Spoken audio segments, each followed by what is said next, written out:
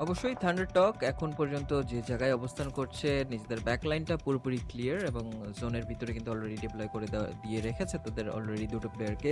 অ্যাজয় এবং জিন ৪টা করে লোকেশন পেয়েছে। এবারে এন্ড মোমেন্টটাকে তাদেরকে স্বাগত। ওহ মাই গড! অ্যাজয় তিনি কিন্তু খুবই সুন্দরভাবে নক করলেন এখান থেকে টার্নিকেকে।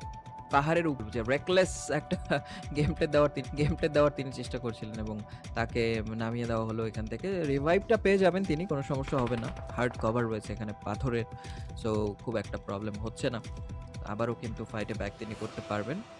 বাট এই জোনটা শেষ হওয়ার পরে আমরা কিন্তু চলে আসবো একেবারে এন্ড জোনে, ডেথ সার্কেলে।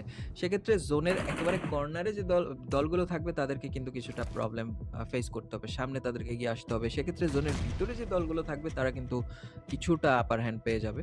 তাদেরকে কিছুটা সময় পরে আসলে মুভমেন্ট দিতে হয়। আমরা দেখতে পারি 9th সার্কেল।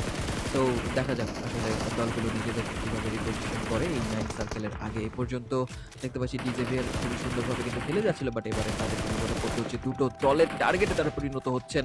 ওদিকে দেখতে পেলাম নেটটিকে ডাউন করা হয়েছে এই এরিনার তরফ থেকে।